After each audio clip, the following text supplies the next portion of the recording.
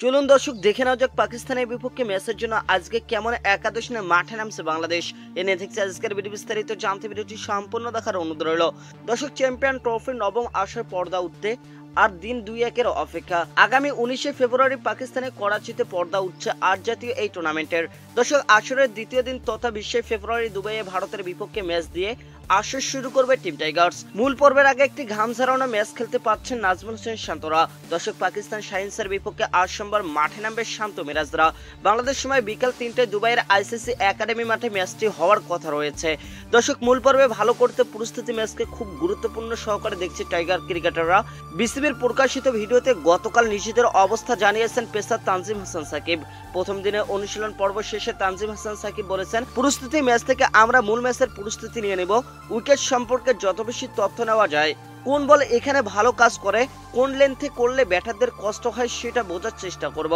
যে কোনো আইসিসি প্রতিযোগিতার আগে অংশগ্রহণকারী দলগুলো সাধারণত প্রস্তুতি ম্যাচ খেলে থাকে। গ্রুপ পর্বে মুখোমুখি হবে না এমন দলের বিরুদ্ধে সাধারণত প্রস্তুতি ম্যাচ খেলা হয়। তবে চ্যাম্পিয়ন ট্রফির আগে এবার অনেক দেশে প্রস্তুতি ম্যাচ খেলছেন না। দর্শক, ভারত নিজেদের মাটিতে ইংল্যান্ডের বিপক্ষে সিরিজ খেলে প্রস্তুতি শেষ করেছে। অন্যদিকে ঘরের মাঠে দক্ষিণ আফ্রিকা নিউজিল্যান্ডকে নিয়ে ত্রিদেশীয় সিরিজ খেলছে পাকিস্তান। এই সিরিজ শেষে সরাসরি মূল পর্বে নেমে যাবেন বাবর আজমরা।